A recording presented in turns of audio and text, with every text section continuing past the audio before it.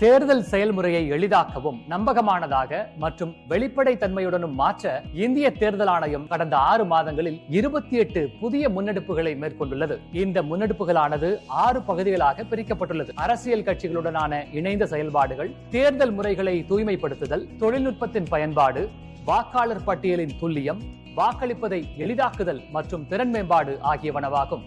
இந்த காணொலியில் தமிழ்நாட்டில் உள்ள அரசியல் கட்சிகளின் தலைவர்கள் மற்றும் அக்கட்சிகளின் மூத்த நிர்வாகிகளுடனான தேர்தல் ஆணையத்தின் சந்திப்பு நிகழ்வுகளை பற்றி பேசுவோம். இந்திய அரசியலமைப்பு நெறிமுறைகளுக்கு உட்பட்டு தேர்தல் கால செயல்பாடுகளை மேலும் வலுப்படுத்தும் நோக்கில் தேசிய மற்றும் மாநில கட்சிகளின் தலைவர்களுடன் இந்திய தேர்தல் ஆணையம் இதுவரை 20 சந்திப்பு நிகழ்வுகளை நடத்தி இருக்கிறது. இப்படியான சந்திப்பு நிகழ்வுகள் மூலம் அரசியல் கட்சிகளுடனான மேம்பட்ட, வெளிப்படையான மற்றும் நம்பகத்தன்மையான நல்லுறவினை தேர்தல் ஆணையம் ஏற்படுத்துகிறது.